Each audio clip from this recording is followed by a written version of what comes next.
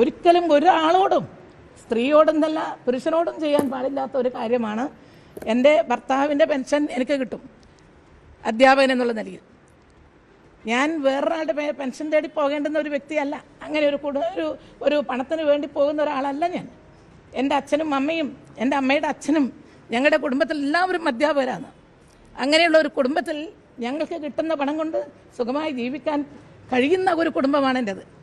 അങ്ങനെയുള്ള ഒരു വ്യക്തിയെ ഈ രൂപത്തിൽ ഞാൻ ഏതോ ഒരു എം എൽ എ ആണോ എന്ന് എനിക്കറിയില്ല, അങ്ങനെ ആളുണ്ടോയെന്നും അറിയില്ല, അയാളുടെ പെൻഷൻ ഭാര്യ എന്നുള്ള നിലയിൽ അഭിനയിക്കുക എന്നല്ല, ഭാര്യ എന്നുള്ള നിലയിൽ നാട്യം നടിച്ച് എന്നിട്ട് പെൻഷൻ വാങ്ങുന്നു.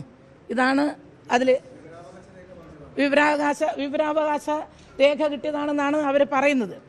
എന്ത് വിവരാവകാശ രേഖയായാലും അതിലെല്ലാം എൻ്റെ പടം കൊടുത്തിട്ട് മുൻ ആരോഗ്യമന്ത്രി പി കെ ശ്രീമതി, മുൻ ആരോഗ്യമന്ത്രി പി കെ ശ്രീമതി ഇങ്ങനെ പടം പലതവണ പല രീതിയിൽ കൊടുത്തുകൊണ്ട് എൻ്റെ പടം കൊടുത്തുകൊണ്ടാണ് ഇത് പറയുന്നത്. അല്ലാണ്ട് വെറുതെ ഒരു വാക്കല്ല. അങ്ങനെയാണെങ്കിൽ പറയായിരുന്നു. അതുകൊണ്ട്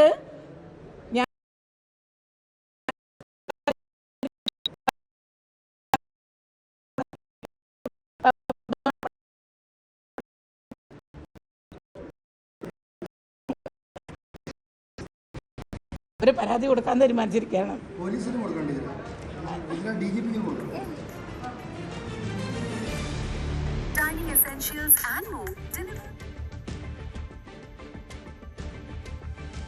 യെസ്, പി കെ ശ്രീമതിയുടെ വാക്കുകളാണ് നമ്മൾ കേട്ടത്.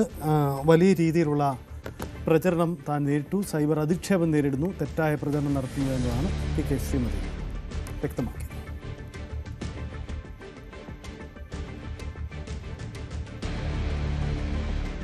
വ്യാജ വാർത്തകൾ തനിക്കെതിരെ പ്രചരണം നടക്കുന്നു എന്നതാണ് പി കെ ശ്രീമതി ഈ വിഷയത്തിൽ ഉന്നയിച്ച ആക്ഷേപം.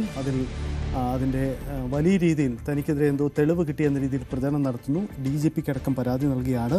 ഈ പരാതിയിൽ സർക്കാർ എന്ത് നടപടി എന്നതാണ് ചോദ്യം.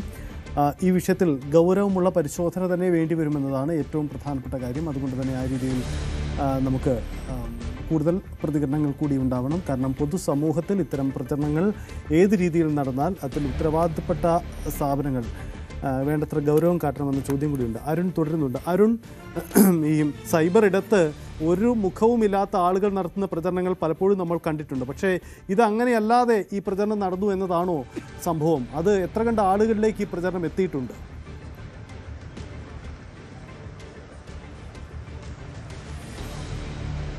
തിരുവനന്തപുരത്ത് നിന്ന് പ്രസിദ്ധീകരിക്കപ്പെടുന്ന അല്ലെങ്കിൽ അവിടെ എയർ ചെയ്യപ്പെടുന്ന രണ്ട് ഓൺലൈൻ മാധ്യമങ്ങൾ, രണ്ടും സംഘപരിവാർ ബന്ധമുള്ള മാധ്യമങ്ങളാണ്. മറ്റൊന്ന് സംഘപരിവാറിൻ്റെ ചാനലാണ്.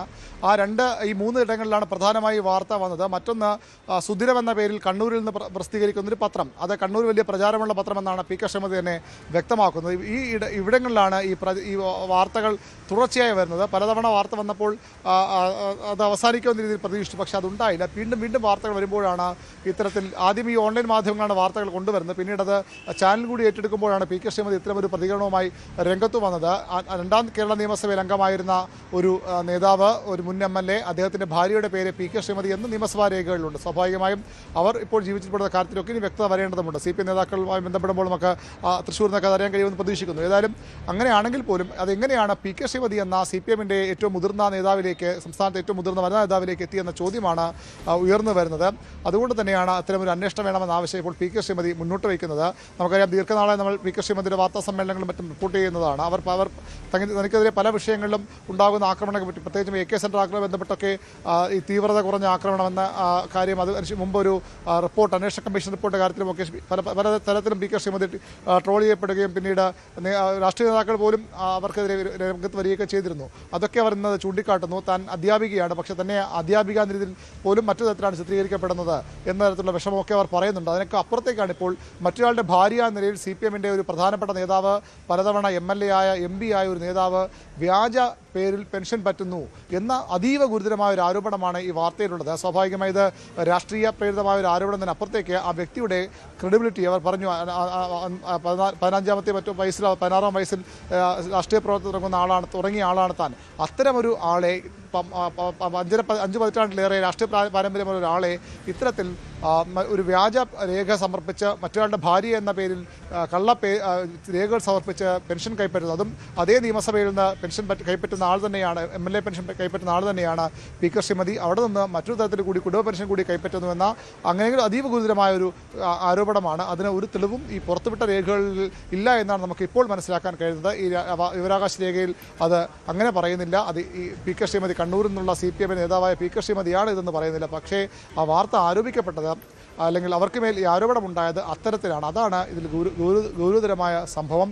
ഒരു നേതാവിൻ്റെ ക്രെഡിബിലിറ്റി നശിപ്പിക്കാൻ മാത്രമല്ല, ഇത്തരത്തിൽ വ്യാജരേഖകൾ നിർമ്മിച്ചു എന്ന ആരോപണമൊക്കെയാണ് ഇതുമായി ബന്ധപ്പെട്ട് വരുന്നത്. രാഷ്ട്രീയത്തിനപ്പുറത്തേക്ക് ഒരു സ്ത്രീ എന്ന നിലയിലുള്ള ഒരു പ്രതികരണം കൂടി അവരുടേത് ഇന്നത്തെ നമുക്ക് കാണേണ്ടി വരും. നമുക്കറിയാം, പല ആരോപണങ്ങൾ നേരിട്ട നേതാവാണ് സ്പീക്കർ ശ്രീമതി. അപ്പോഴൊന്നും അവർ ഇത്തരത്തിലൊരു പ്രതികരിച്ച് നമ്മൾ കണ്ടിട്ടില്ല. ആ നേതാവ് അക്ഷരാർത്ഥത്തിൽ AK സെന്ററിൽ വെച്ച് സംസാരിക്കുമ്പോഴും പിന്നീട് പ്രതികരണം അവസാനിപ്പിച്ച ശേഷമൊക്കെ പൊട്ടിക്കരയുന്ന ഒരു സ്ഥിതിയാണ് ഇന്ന് ഉണ്ടായത്. സ്വാഭാവികമായും അതിൽ ഒരു അന്വേഷണം ഉണ്ടാകുമെന്ന് തന്നെയാണ് ശ്രീമതിയുമായിട്ട് ബന്ധപ്പെട്ട് വരുന്ന ആരോപണങ്ങൾ, അല്ലെങ്കിൽ അവർക്കെതിരെ ഇപ്പോഴുള്ള ഈ വാർത്തകളിലൊക്കെ ഗൗരവതരമായ അന്വേഷണം, പ്രത്യേകിച്ച് സൈബർ രംഗത്ത് എന്തും ചെയ്യാം എന്നൊരു പ്രതീതി മൊത്തത്തിലുണ്ട്. അതിനെതിരെ കോടതികളൊക്കെ ശക്തമായ നടപടികൾ ഇപ്പോൾ സ്വീകരിക്കുന്നുണ്ട്. വാർത്താമാധ്യമങ്ങളാകട്ടെ ഒരടിസ്ഥാനമില്ല ഇത്തരത്തെ വാർത്തകൾ വരുമ്പോൾ സ്വാഭാവികമായും അത്തരം അന്വേഷണം ആ രീതിയിലും ഉണ്ടാകുമെന്ന പ്രതീക്ഷയാണ് PK ശ്രീമതി പങ്കുവച്ചത്. അതാണ് സാഹചര്യം. എന്തായാലും ഗൗരവമുള്ള കാര്യമാണ്. അതിൽ സാമ്പത്തിക തട്ടിപ്പോ എന്നതിനപ്പുറത്തേക്ക് ഒരു MLA മറ്റൊരു വ്യക്തിയെ സ്വാധീനിച്ച് പണം കൈക്കലാക്കാൻ ശ്രമിക്കുന്നു എന്ന ആരോപണം ഒരു സ്ത്രീ എന്ന രീതിയിൽ കൂടി അവരുടെ വ്യക്തിത്വത്തെ അങ്ങേയറ്റം മോശമാക്കുന്നത് തന്നെയാണ്. അതാണ് വൈകാരികമായ പ്രതികരണത്തെ കൂടുതൽ വാർത്തകൾക്ക് News 18 Keralam YouTube channel subscribe ചെയ്യുക.